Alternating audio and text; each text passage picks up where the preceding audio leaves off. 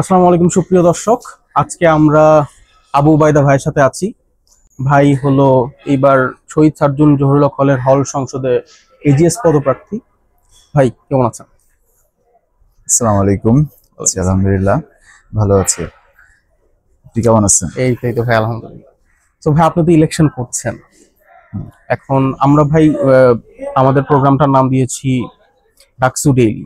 আমরা আসলে বিভিন্ন যারা প্রতিদ্বন্দ্বিতা করছে তাদের জিজ্ঞেস করার চেষ্টা করছি যে আমাদের এখানে যে 40,000 স্টুডেন্ট আছে, ডেফিনেটলি হলে তো অত স্টুডেন্ট নাই, বাট দেন এগেন আমাদের হলে মোস্ট প্রবাবলি 2,500 অথবা আমাদের ভোটার হচ্ছে 1957 জন। 1,927 you are very precise at it. So এইসব মানুষদের কাছ থেকে আমরা আসলে এসব মানুষের কাছে আসলে আমরা আমাদের মানে কারেক্ট ইনফরমেশনটা পৌঁছানোর চেষ্টা করছি যে কেন কোন একটা পার্টিকুলার মানুষকে তাদের ভোট দেওয়া উচিত এবং কোন একটা পার্টিকুলার মানুষকে তাদের ভোট দেওয়া উচিত না, মানে রাজনৈতিক সচেতনতা ক্রিয়েট করার একটা চেষ্টা। তো সেই থেকে ভাই আপনার সাথে বসা আজকে। সো ভাই আমরা শুরু করতে যাচ্ছি, আপনি যদি আপনার নির্বাচনী ইশতেহারগুলো একটু যদি বলতেন। আচ্ছা, this a very great initiative, আর খুবই প্রয়োজনীয়, বিশেষ করে যারা সাধারণ শিক্ষার্থী আছে তাদের জন্য। তো এই জন্য প্রথমে আমি ধন্যবাদ জানাচ্ছি ডাকসু ডেইলিকে, যারা এই সুন্দর একটা আয়োজনের মাধ্যমে শিক্ষার্থীদের সচেতন হওয়ার সুযোগ দিচ্ছে। তো আমি প্রথমে আমার পরিচয়টা দেই। আমি আবু উবাইদা আব্দুল্লাহ খন্দকার, আমি আরবি বিভাগ, ঢাকা বিশ্ববিদ্যালয়ের শিক্ষার্থী। আমার সেশন 2020-21, আমার চতুর্থ বর্ষ অধ্যয়নরত আমি এখন। আর আসন্ন ডাকসু নির্বাচন 2025-এ হল সংসদ জহুরুল হক হল সংসদে এজিএস পদপ্রার্থী হিসেবে প্রতিদ্বন্দ্বিতা করছি। এবং আমার নির্বাচনী ইশতেহার যদি বলতে যাই, আমার প্রধান ইশতেহার বা এক কথায় যেটা বলবো সেটা হলো, আমার কাজ হবে যদি আমি নির্বাচিত হই তাহলে শিক্ষার্থীদের স্বার্থে কাজ করা। প্রধানতম ইশতেহার হবে হল সংসদকে ব্যক্তি এবং দলীয় প্রভাব মুক্ত রাখা। কেননা ব্যক্তি এবং দলীয় প্রভাব মুক্ত যদি একটা হল সংসদ, একটা হল প্রশাসন আমরা পাই, তাহলে সে হল প্রশাসন স্বাভাবিকভাবে শিক্ষার্থীদের স্বার্থে কাজ করে যাবে। কোনোভাবে প্রভাবিত না করা হলে, এখন যে মানে আমরা যেই ভয়গুলো পাই যে সিট প্রদানটা কারো সুপারিশে হচ্ছে, অথবা কোনো একটা সিদ্ধান্ত কোনো এক দল বা ব্যক্তির সুবিধার্থে বায়াসড সিদ্ধান্ত নেওয়া হচ্ছে, এই বিষয়গুলো যেন কখনো না আসে। এবং আমি দৃঢ়ভাবে এ ব্যাপারে সংকল্প করছি যে আমি এই বিষয়গুলো প্রিভেন্ট করব। ইন্টারেস্টিং ভাইয়া, গ্রেট। ভাইয়া তাহলে আমরা যদি সেক্ষেত্রে বলি যে আপনি কিছু দলের কথা মেনশন করলেন, আমরা জানি আপনি স্বতন্ত্র প্রার্থী হিসেবে ইলেকশন করছেন। সো সেক্ষেত্রে ভাইয়া স্বতন্ত্র প্রার্থী হিসেবে যে আপনি নির্বাচন করছেন, এখন মানে যারা হলো এই হলের স্টুডেন্ট আছে তারা যদি বলে যে স্বতন্ত্র হিসেবে নির্বাচন করছে, এটা কি হয়তো আবু উবাইদা ভাইয়ের হয়তো একটা রাজনৈতিক বোকামির পরিচয় দিচ্ছে স্বতন্ত্র হিসেবে নির্বাচন করা, ভাই আপনি এই মন্তব্যটাকে কিভাবে ট্যাকেল করেন? প্রথমেই বলতে চাই যে আমাদের হল কিন্তু গত 24-এ আন্দোলনের 16ই জুলাই বা 17ই জুলাই প্রথম প্রহরে ছাত্র রাজনীতি মুক্ত এই ঘোষণা দেওয়া হয়েছিল, এবং অফিসিয়াল প্যাডে এটা এখন পর্যন্ত বহাল আছে। তো সেই ক্ষেত্রে আমি বরাবরই ওই সময় থেকে ছাত্র রাজনীতি হলে, মানে আবাসিক এরিয়া এবং একাডেমিক এরিয়াতে ছাত্র রাজনীতির বিপক্ষে আমার অবস্থান আগে যা ছিল এখনো তাই, একই স্টেটমেন্টে আছে। এবং কোন প্যানেলে না যাওয়ার সিদ্ধান্ত ক্ষেত্রে এই এই ব্যাপারটা একটা ম্যাটার, যে কারণ হলের শিক্ষার্থীরা হলের আবাসিক এরিয়ার মধ্যে রাজনীতি চায় না, এবং এই কারণে আমি কোনো রাজনৈতিক দলের সাথে যুক্ত হয়ে হল সংসদে নির্বাচন করছি না। এবং দ্বিতীয় ব্যাপার হলো, এটা রাজনৈতিক বোকামি মনে করতে পারে, বাট আমি রাজনৈতিক বোকামি মনে করি না। কেননা হলের সাধারণ শিক্ষার্থী, যারা অধিকাংশ শিক্ষার্থী ব্যক্তি দেখে, মানে কোনো দল বা কোনো প্যানেল দেখে না, বরং প্রার্থীর যোগ্যতা, তার সততা, এগুলা বিবেচনা করেই ভোট দিবে। স্পেশালি জুলাই পরবর্তী হ্যাঁ, জুলাই পরবর্তী সময়ে কোনো দল বা প্যানেলকে মানে বেশি গুরুত্ব দিচ্ছে না শিক্ষার্থীরা। তো এই কারণে আমি মনে করি আমার এই সিদ্ধান্তটা প্যানেলের চেয়ে অধিক যুক্তিযুক্ত এবং শিক্ষার্থীদের কাছে পৌঁছানোর জন্য আমার জন্য সহজ হবে। কেননা শিক্ষার্থীদের চায় হচ্ছে যারা সহজে অ্যাক্সেসিবল এবং ডাউন টু আর্থ, তাদের জন্য কাজ করতে পারবে এবং তাদের কাছে পৌঁছাবে, তাদেরকেই তারা নির্বাচিত করবে। তো সেক্ষেত্রে আমি মনে করি যে স্বতন্ত্র হিসাবে আমি অবশ্যই তাদের বেশি সমর্থন পাবো। এবং কিছু ক্ষেত্রে হয়তো আমি পিছিয়ে থাকতে পারি, যেমন আমাদের ডাকসু নির্বাচন আমরা দেখেছি যে বহিরাগত কিছু লোকজন এসে অন্য কলেজ বা অন্য স্কুলের ছেলেপেলে এসেও লিফলেট বিতরণ করছে কোনো রাজনৈতিক দলে। তো সে সকল বিষয়গুলো কিন্তু শিক্ষার্থীদের মাঝে একটা নেগেটিভ ইম্প্যাক্ট ফেলে। তারা এই বিষয়গুলো কখনোই পছন্দ করবে না। আর রাজনৈতিক দলের সাথে প্যানেল করার আরেকটা সমস্যা হলো রাজনৈতিক এজেন্ডা বাস্তবায়ন করতে তাদের উপর প্রেশারাইজ করা হয়। তো স্বতন্ত্র হিসাবে আমার উপর এই ধরনের কোনো প্রেশার থাকবে না। আমি যদি নির্বাচিত হই, আমি স্বাধীনভাবে শিক্ষার্থীদের ম্যান্ডেট নিয়ে তাদের স্বার্থে কাজ করতে পারবো। আমার কোনো দল বা কারো কাছে আমার জবাবদিহিতাও থাকবে না এবং তাদের থেকে কোনো প্রেশার আমার উপর থাকবে না। গ্রেট ভাইয়া, গ্রেট। তাহলে ভাই আমি যতটুকু আমাদের জহুরুল হক হলের স্টুডেন্টদের কাছ থেকে শুনেছি, তাদের মেইন প্রবলেম হলো ভাই ওয়াইফাই এর প্রবলেম, নিরাপত্তার একটা প্রবলেম, আর মোস্ট ইম্পর্টেন্টলি ভাই খাবারের প্রবলেম। সো ভাই আপনার কোনো প্ল্যান আছে কিনা যে how you will be able to tackle this kind of stuff? হ্যাঁ, এই বিষয়গুলো আমি চতুর্থ বর্ষের শিক্ষার্থী। আমি প্রথম বর্ষ থেকে এই সমস্যাগুলো ফেস করে আসছি এবং জুলাই পরবর্তী সময়ে যখন ছাত্রলীগ মুক্ত, সন্ত্রাস মুক্ত আমরা একটা হল পাই, তখন থেকে আমি অ্যাক্টিভলি এই ব্যাপারে কাজ করেছি। জুলাই পরবর্তী সময়ে ব্যাচ প্রতিনিধি নির্বাচিত করা হয়েছিল প্রত্যেক ব্যাচ থেকে। তো সেই হিসেবে আমার ব্যাচ থেকে আমি প্রতিনিধি ছিলাম। তখন ফুড মনিটরিং কমিটি সহ এই খাবারের ক্যান্টিনের এবং দোকানগুলোর যে অবস্থা, এই ব্যাপারে আমি কাজ করেছি। তো এই দোকান এবং ক্যান্টিনগুলোর মেইন সমস্যা কি, এগুলো হচ্ছে মানে শিক্ষার্থীদের স্বাস্থ্য বা তাদের স্বার্থ রক্ষার চেয়ে বেশি হচ্ছে ব্যবসায়িক প্রতিষ্ঠান হয়ে গেছে। এগুলো ইজারা দেওয়া হয় অন্য কর্তৃপক্ষের কাছে এবং তারা এগুলো ইজারা নিয়ে শিক্ষার্থীদের মানে তারা কাস্টমার হিসেবে শুধুমাত্র বিবেচনা করে এবং তাদের থেকে তার স্বার্থ রক্ষা বা স্বাস্থ্য রক্ষার চেয়ে তারা নিজেদের লাভের প্রফিটের দিকে বেশি মনোযোগ দেয়। দেখা যায় দোকানগুলোতে সবচেয়ে নিম্নমানের সামগ্রীগুলো বিক্রি করা হয় অধিক মুনাফার লোভে, ভালো কোনো প্রোডাক্ট পাওয়া যায় না। তো এই বিষয়গুলো নিয়ে আমি কাজ করেছি, তবে যথাযথ অথরিটি না থাকার কারণে, শিক্ষার্থীদের মুখপাত্র হয়ে কাজ করবে এমন কোনো হল সংসদ না থাকার কারণে এগুলো পুরোপুরি মানে সমস্যা সমাধান করা সম্ভব হয় নাই। তবে আমি চেষ্টা করব হল সংসদ হওয়ার পরে হল সংসদের মাধ্যমে আমি যদি নির্বাচিত হই, তো যথাযথ অথরিটির মাধ্যমে এই বিষয়গুলো ঠিক করা, এই বিষয়গুলো সমাধান করা। বিশেষ করে আমার একটা পরিকল্পনা আছে, আমি যদি ক্যান্টিনগুলোতে মানে ইজারা ভিত্তিক বরাদ্দর চেয়ে যদি এখানে হল প্রশাসন দ্বারা পরিচালিত হয়, তাদের কর্মচারী দ্বারা, তাদের নিয়োজিত কর্মচারী দ্বারা, আমার মনে হয় যে শিক্ষার্থীদের স্বার্থে তারা বেশি কাজ করবে, তাদের মানে প্রফিটের দিকে তারা বেশি মনোযোগী হবে না। তো এটা আমার একটা পরিকল্পনা। দুর্নীতির একটা সুযোগ হয়তো তৈরি হতে পারে তাদের জন্য, ওইটা একটু কন্ট্রোল করা। হ্যাঁ, দুর্নীতির সুযোগ তো সব ক্ষেত্রেই থাকে, তো সেটা কন্ট্রোল করার জন্য অথরিটিও থাকে। তো হল সংসদের একজন প্রতিনিধি হিসাবে আমি অবশ্যই এই দুর্নীতির বিষয়গুলো মনোযোগ রাখবো এবং দুর্নীতি যেন না হতে পারে সে ব্যাপারে যথাসম্ভব আমি চেষ্টা করব।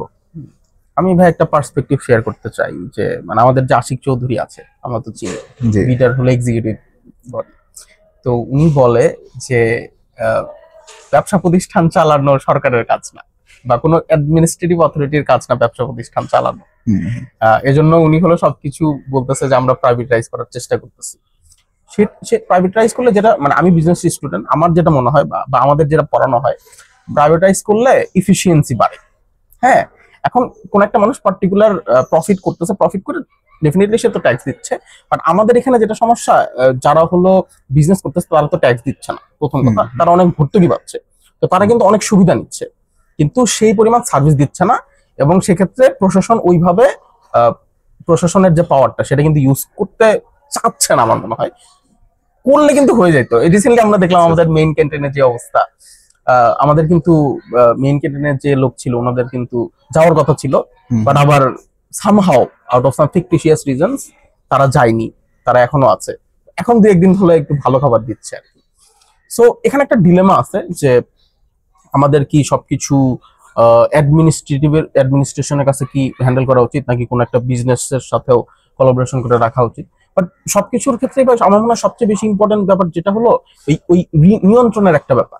হ্যাঁ, মানে পদে মানে আইদার এটা কোনো বিজনেস হ্যান্ডেল করুক অথবা কোনো অ্যাডমিনিস্ট্রেশন হ্যান্ডেল করুক, যদি সৎ লোক থাকে, এবং আপনি আরবি বিভাগের স্টুডেন্ট, আপনি তো আলহামদুলিল্লাহ এগুলো বিষয়ে অনেক ভালো জানেন, যদি সৎ লোক ওই পার্টিকুলার পজিশনে বসে এখন এটা আমাদের সামহাও মেকশিওর করতে হবে যে ওই পার্টিকুলার পজিশনে সৎ লোক বসতেছে। এই জন্য কিন্তু আমাদের ভোটারদের আসলে সচেতন হয়ে যারা হলো আসলে অনেস্ট তাদের ভোট দেওয়া উচিত, এরকম আমার মনে হয়। ওইভাবে আর কি চিন্তা করা যেতে পারে। তো ভাই আপনি হলো এজিএস পদে নির্বাচন করছেন। তো ভাই আমরা জানি এজিএস কিন্তু কোন একটা পার্টিকুলার হলের আলটিমেট অথরিটি না। হ্যাঁ, হ্যাঁ। ভিপি থাকে ভাইয়া, তারপরে জিএস থাকে। তো ভাই সেক্ষেত্রে আপনি যেহেতু আলটিমেট অথরিটি হবেন না যদি নির্বাচিত হন, আমরা চাই আপনি নির্বাচিত হন, তো সেক্ষেত্রে ভাই আপনি কিভাবে হ্যান্ডেল করতে পারবেন? ফর এক্সাম্পল আপনি কোন একটা এজেন্ডা বাস্তবায়ন করতে যাচ্ছেন, বাট আপনার হলো ভিপি হয়তো চাচ্ছে না ওইভাবে, অথবা হয়তো একটু ডিলে করার চেষ্টা করতেছে, সেক্ষেত্রে ভাই আপনি কিভাবে হ্যান্ডেল করবেন? আচ্ছা, এই ব্যাপারটা হলো সম্পূর্ণ হচ্ছে ব্যক্তিগত মানে যোগ্যতার উপর ডিপেন্ড করে। আপনি যদি মানে একটা কমিটির মেম্বার হন, একজন এক্সিকিউটিভ মেম্বার হিসাবে আপনার একটা অবস্থান কমিটিতে থাকে এবং আপনি চাইলে অন্যদেরকে আপনার মতের পক্ষে প্রভাবিত করতে পারেন। তো এটা অবশ্যই আমার নিজের যোগ্যতার উপর ডিপেন্ড করবে এবং আমি মনে করি আমি এই ব্যাপারে যথেষ্ট ক্যাপেবল। আমি চাইলে আমাদের মানে হল সংসদের অন্য যার প্রতিনিধি আছে এবং আমার উপরে দুইজন আছে জিএস এবং এজিএস, আমি তো সরাসরি জিএস এরই সাধারণ সম্পাদক। তো সেক্ষেত্রে আমি ভিপি এবং জিএস কে প্রভাবিত করার ক্ষমতা রাখি বলে আমি মনে করি যে শিক্ষার্থীদের স্বার্থের পক্ষে আমি যে কোনো ব্যাপারে তাদের পক্ষ নিয়েই কথা বলবো এবং ভিপি জিএস এর উপর আমি এই প্রভাবটা বিস্তার করতে পারবো যেন তারা শিক্ষার্থীদের স্বার্থ বিরোধী কোনো কাজ করতে না পারে এবং স্বার্থের পক্ষেই সকল সিদ্ধান্ত নিতে বাধ্য থাকে। সেক্ষেত্রে ভাই আমি যদি আরেকটা প্রশ্ন অ্যাড করি এটার সাথে, ভাই আমরা জানি আপনি আলহামদুলিল্লাহ আরবি বিভাগের স্টুডেন্ট আমাদের ঢাকা বিশ্ববিদ্যালয়ে। তো সেক্ষেত্রে ভাই আরবি বিভাগের স্টুডেন্ট হিসাবে আপনি একজন এজিএস হিসাবে নিজেকে কিভাবে পোর্ট্রে করতে চান? আচ্ছা, আরবি বিভাগের শিক্ষার্থী হিসাবে আলাদা কোনো পোর্ট্রে করার বিষয় নেই, কারণ ঢাকা বিশ্ববিদ্যালয়ের 96টা ডিপার্টমেন্ট ইনস্টিটিউট আছে, সবাই ঢাকা বিশ্ববিদ্যালয়ের শিক্ষার্থী এবং আমরা হলে প্রায় 56টা ডিপার্টমেন্টের অ্যালট দেওয়া হয় জহুরুল হক হলে এবং সকলেই আমরা কিন্তু সমান, আমরা সবাই ভর্তি পরীক্ষা দিয়ে এখানে এসেছি। তো আমি এই ক্লাসিফিকেশনটা করি না, আরবি কে আমি এক্সট্রা কোনো প্রায়োরিটিও দিতে চাই না বা অন্য ডিপার্টমেন্টকেও এক্সট্রা কোনো বেনিফিট আমি দিতে চাই না। আরবি বিভাগের শিক্ষার্থী হিসাবে যদি আমার পথ চলার কথা আমি বলতে যাই, সেক্ষেত্রে বলবো আমার বিভাগের যারা শিক্ষার্থী আছে বেশিরভাগই যথেষ্ট রাজনৈতিকভাবে সচেতন। তো তাদের সার্কেলের থেকে আমি আমার রাজনৈতিক জ্ঞান বৃদ্ধির সুযোগ পেয়েছি। তারা আমাকে যথেষ্ট নারিশ করেছে, তারা পরামর্শ দিয়েছে। বিশেষ করে আমি আমার নিজের ব্যাচের কথা যদি বলতে যাই, আমরা 20-21 ব্যাচ বা 15তম ব্যাচ, এই ব্যাচ থেকে 26 জন বিভিন্ন হল সংসদ এবং কেন্দ্রীয় ডাকসুতে প্রতিদ্বন্দ্বিতা করছে। তো এক্ষেত্রে আমি বলবো যে আরবি বিভাগ, হ্যাঁ, এক ব্যাচ থেকে আমরা 26 জন। ও ম্যান। তো আমি মনে করি যে আরবি বিভাগ এক্ষেত্রে আমাদেরকে যথেষ্ট সহযোগিতা করেছে। বিশেষ করে আরেকটা ব্যাপার আমি উল্লেখ করতে চাই, আমাদের পরীক্ষা ছিল 8 সেমিস্টার ফাইনাল, এটা 31 তারিখ থেকে শুরু হয়েছে। তো ওই প্রার্থীদের কথা বিবেচনা করে বিভাগের কর্তৃপক্ষ, চেয়ারম্যান স্যার আমাদের 4 তারিখে যে পরীক্ষাটা ছিল এটা পিছিয়ে ডাকসুর পরে নিয়ে গেছে। তো এটা আমাদের জন্য অবশ্যই খুবই আনন্দের একটা বিষয় এবং তাদের সাপোর্টটা আমাদের জন্য অনুপ্রেরণাদায়ক। তো এছাড়াও আরবি বিভাগের শিক্ষার্থী যারা হলে রয়েছে তারা আমাকে যথেষ্ট অনুপ্রাণিত করেছে এই হল সংসদে নির্বাচনের ব্যাপারে এবং তারা আমার এই দীর্ঘ পথ চালাতেই আমার সাথী ছিল, তারা আমার সহযোদ্ধা ছিল। তো এই জন্য আমি আমার আরবি বিভাগকে ধন্যবাদ দিতে চাই যে তারা আমাকে এই এজিএস পদপ্রার্থী হওয়ার মতো যোগ্য হিসাবে আমাকে গড়ে তুলেছে। থ্যাংক ইউ টু আরবি বিভাগ of G, university of Dhaka. আচ্ছা ভাই আমরা যদি নেক্সট প্রশ্নে চলে যাই, তো ভাই এজিএস পদে নির্বাচন করতে গিয়ে আপনাকে সবচেয়ে বড় যে সমস্যাটা মানে ফেস করতে হয়েছে, আপনি তো ভাই মোস্ট প্রবাবলি অনেকদিন ধরেই প্রচারণা করছেন, সো ফার ভাই সবচেয়ে বড় অবস্ট্রাকল আপনার সামনে কি এসেছিল? আচ্ছা, আর এজিএস পদপ্রার্থী হিসাবে নির্বাচন করতে যে চ্যালেঞ্জগুলো আমি পেয়েছি, প্রধান চ্যালেঞ্জ হচ্ছে এটা টপ 3 একটা পদ। এই পদের ব্যাপারে সবারই একটা আগ্রহ থাকে যে কারা নির্বাচিত হতে পারে। সেক্ষেত্রে আমি কিছু মানুষের বিরোধিতাও পেয়েছি, আবার অনেকে সমর্থন দেওয়া ভালোবাসা আমি পাচ্ছি এবং প্রচারণার ক্ষেত্রে যে সমস্যাগুলো ফেস করেছি সেটা হলো আমাদের শিক্ষার্থীরা যারা আছে তাদেরকে আমরা সবসময় হচ্ছে করা যায় না, তারা বেশিরভাগ সময় বাইরে থাকে। তো দীর্ঘ একটা সময় প্রচারণায় আমাদের ব্যয় করতে হয়। আর যেহেতু আমাদের প্রচারণার সময় কম দেওয়া হয়েছিল, গত 26 তারিখ থেকে এই সেপ্টেম্বরের 7 তারিখ পর্যন্ত 2 সপ্তাহের মতো সময়, 2 সপ্তাহের মধ্যে এই যে 1957 জন ভোটার সকলের কাছে পৌঁছানো, এটা একটা চ্যালেঞ্জের বিষয়। কারণ আমাদের হলে অনেকে থাকে না, ভোটার আছে যারা অনাবাসিক। এছাড়াও আমাদের একটা হোস্টেল আছে, লেদার ইনস্টিটিউটের হোস্টেল, কুদরতি খোদা হোস্টেলে অনেক শিক্ষার্থী থাকেন। তো এই 2 জায়গায় মেনটেন করে সব ভোটারের কাছে পৌঁছানো, এটা একটা বড় চ্যালেঞ্জ। এছাড়াও এজিএস পদ হিসাবে এখানে আমার প্রতিদ্বন্দ্বী বেশি, আর এখানে মানে বিষয়টাই চ্যালেঞ্জিং এজিএস পদে নির্বাচন করা। তো সর্বোপরি আমি বিষয়টাকে খুব মানে কঠিন হিসেবে না দেখে আমি এটা উপভোগ করছি চ্যালেঞ্জগুলো। You're enjoying the challenges that is coming in your way. তো ভাই আমি যদি একটা শিক্ষার্থীকে, একটা যে কোনো সাধারণ শিক্ষার্থীর পার্সপেক্টিভ থেকে যদি আমি একটা প্রশ্ন করতে চাই আপনাকে, এখন যদি আপনি তো ভাই আর কয়েকদিন পরে ইলেকশন, কোন একজন শিক্ষার্থী যদি ভাই আপনাকে প্রশ্ন করে যে কেন ভাই আমি আপনাকেই ভোট দিব, হ্যাঁ আপনার এগেইনস্টে তো ডেফিনেটলি আরো ক্যান্ডিডেট আছে, মানে ওই ইউএসপিটা কি, ইউনিক সেলিং প্রপোজিশনটা কি আপনার, যে এই ডিফারেন্সিয়েশন ফ্যাক্টরটা আপনার কাছেই আছে এবং আপনি সেটা করতে পারবেন, এই জন্য আপনাকেই কনসিডার করা উচিত, অন্য কাউকে কনসিডার না করে ফর দিস পোস্ট এজিএস। হ্যাঁ, এজিএস হিসেবে মানে হল সংসদের একজন এজিএস এর কাজ কিন্তু কোনো নির্দিষ্ট সেক্টরে না, তাকে শিক্ষার্থীদের প্রত্যেকটা বিষয় নিয়ে তাকে ভাবতে হবে, প্রত্যেকটা সমস্যা নিয়ে তাকে ডিল করতে হবে। তো এই ক্ষেত্রে শিক্ষার্থীদের পক্ষ হয়ে হল প্রশাসন বা অথরিটির সাথে ডিল করার জন্য যথেষ্ট ক্যাপেবল একজন প্রার্থী দরকার, যে তার ডিপ্লোমেসি, তার যোগ্যতা, এগুলোর মাধ্যমে শিক্ষার্থীদের স্বার্থ বাস্তবায়ন করতে সক্ষম হবে। তো সেক্ষেত্রে আমি বলতে চাই যে আমার যে ইশতেহার, প্রধানতম ইশতেহারই ছিল হচ্ছে আমি ব্যক্তি এবং দলীয় প্রভাব মুক্ত হল সংসদ এবং হল উপহার দিব।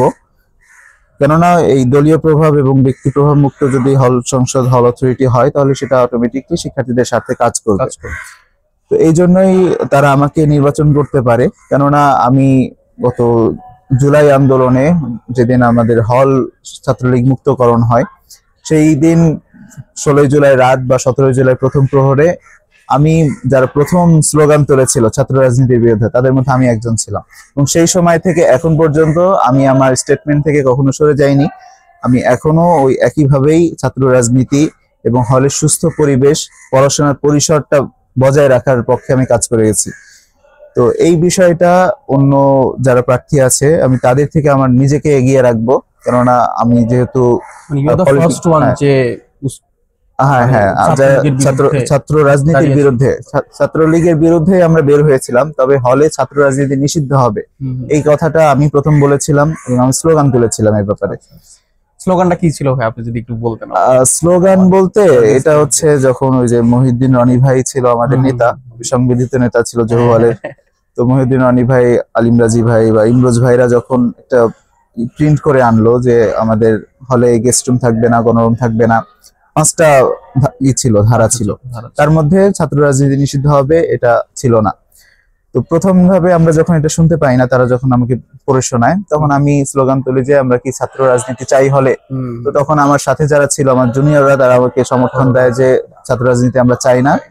তো আমি এই স্লোগানটাই কন্টিনিউ করি যে জহু হলের মাটিতে ছাত্র রাজনীতি থাকবে না। তো এইটাই স্লোগান, মানে আলাদাভাবে তখন তাৎক্ষণিক স্লোগান তৈরি করা হয় নাই, বাট আমরা যে আওয়াজ তুলেছিলাম এটাতেই কাজ হয়। এবং পরবর্তী দ্বিতীয় যে প্রিন্টটা করা হয়, সেখানে এই বিষয়টি যুক্ত করা হয় যে ছাত্র রাজনীতি জহুরুল হক হলে থাকবে না। এটার ভাই অনেক তো একটা অ্যাডভার্স ইফেক্ট পড়ে। ছাত্র রাজনীতি, মানে রাজনীতি itself is not a bad thing, this is what I believe, but as a student our main priority should be to study, তাই না? মানে আমরা তো পড়াশোনা বাদ দিয়ে কোন একটা পার্টিকুলার দলের তসবিহ পড়তে পারি না, যেমন শেখ হাসিনা করতে উন্নয়ন উন্নয়ন উন্নয়ন উন্নয়ন।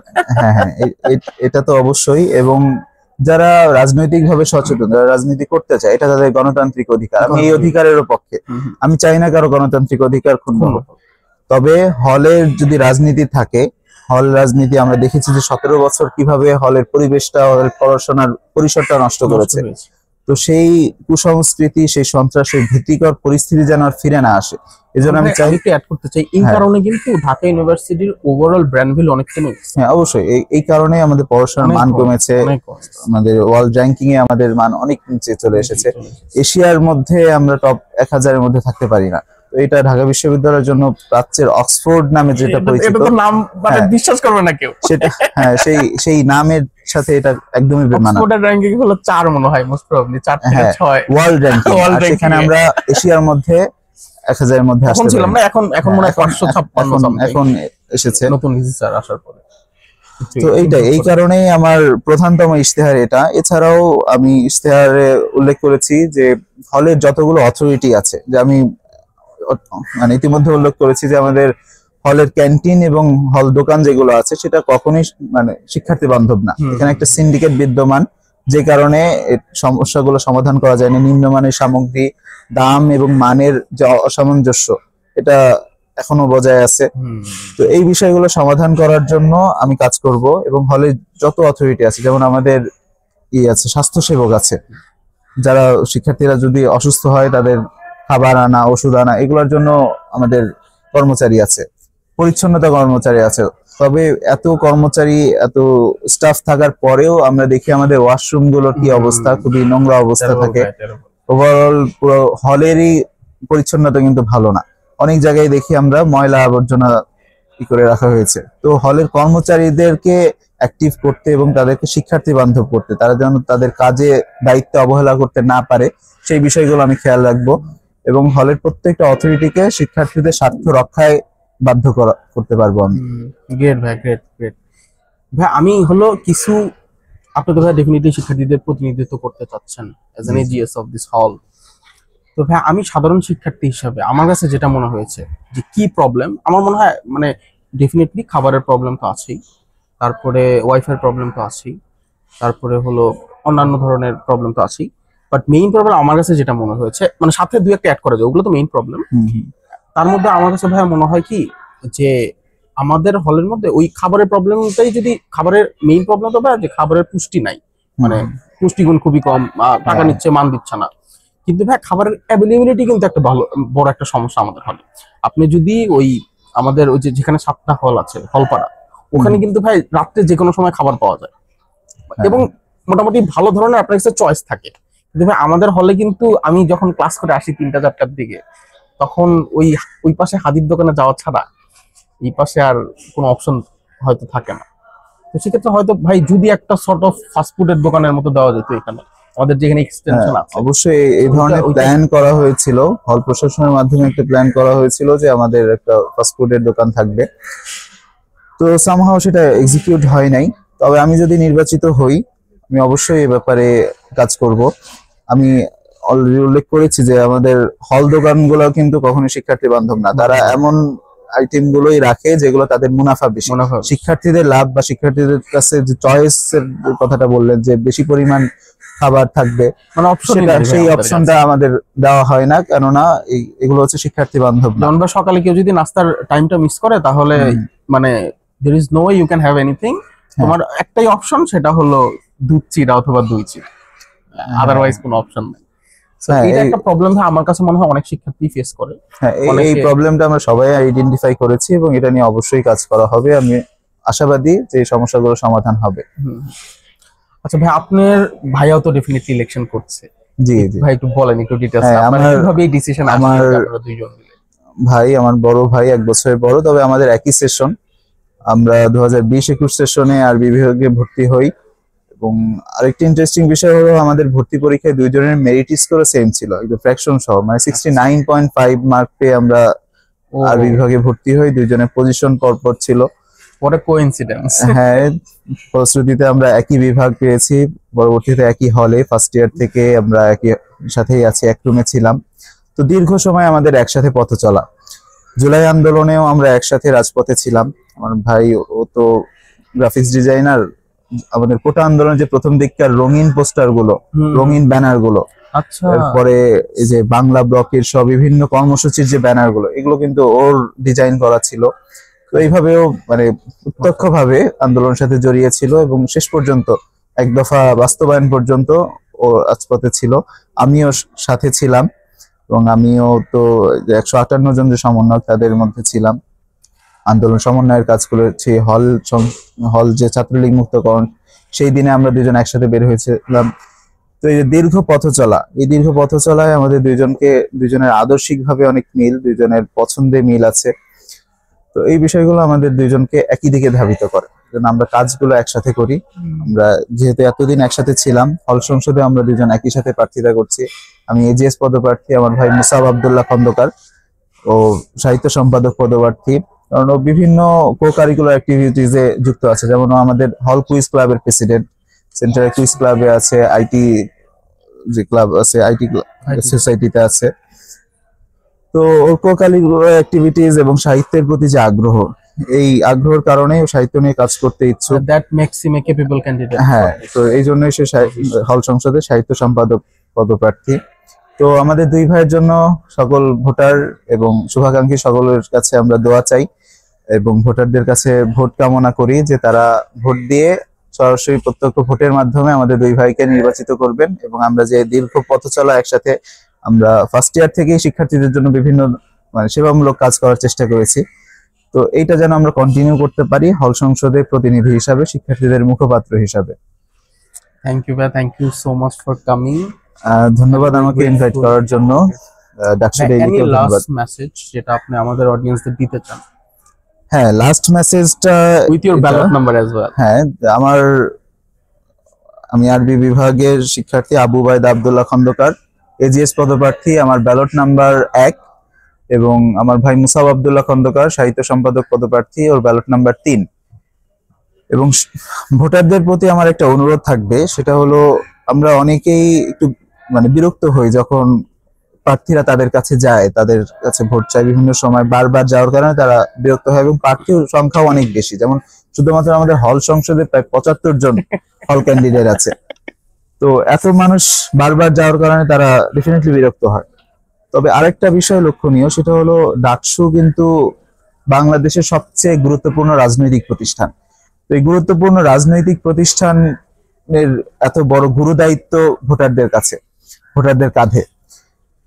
তো তারা যেন এই বিষয়টা গুরুত্বের সাথে নেয়, প্রার্থীরা যখন তাদের কাছে যায়, তাদের কথা শুনে, তাদের ইশতেহারটা পড়ে দেখে, কে যোগ্য কে সৎ এটা বিবেচনা করে। কেননা আমরা যে 19-এর ডাকসুর কথা জানি, 19 সালে যে ডাকসু নির্বাচন হয়েছিল, সেই ডাকসু নির্বাচনকে কেন্দ্র করে যে নেতারা বেড়ে উঠেছিল, যে ছাত্র নেতা এসেছে, তো তাদের কারণে কিন্তু 5 বছর পরে একটা ফ্যাসিস্ট রিজিমের পতন হয়ে গেছে এবং তাদের অনেকে এখন ক্যাবিনেটে আছে। তো এই ডাকসু 25-এর ডাকসু থেকেও আশা করা যায় যে এই ডাকসুর প্রতিনিধিরা পরবর্তীতে হয়তো বাংলাদেশের ক্যাবিনেটে যাবে এবং দেশ পরিচালনা করবে। তো এত গুরুত্বপূর্ণ একটা প্রতিষ্ঠানের নেতা নির্বাচন করা বা তাদের কমিটি নির্বাচন করার দায়িত্ব এখন ভোটারদের কাছে। তো এই জন্যই আমি তাদের প্রতি অনুরোধ করব যে তারা যেন সৎ যোগ্য এই প্রার্থীকে নির্বাচন করে এবং কারা তাদের শিক্ষার্থীদের ম্যান্ডেট বাস্তবায়ন করবে এবং কারা দলীয় ম্যান্ডেট বাস্তবায়ন করবে, এটা যেন তারা সিদ্ধান্ত নেয়, চিন্তা করে তারা সিদ্ধান্ত নেয়। তো এইটাই, তো ভোটারদের কাছে এবং শুভাকাঙ্ক্ষীদের কাছে আমি দোয়া প্রার্থী এবং ভোট কামনা করি।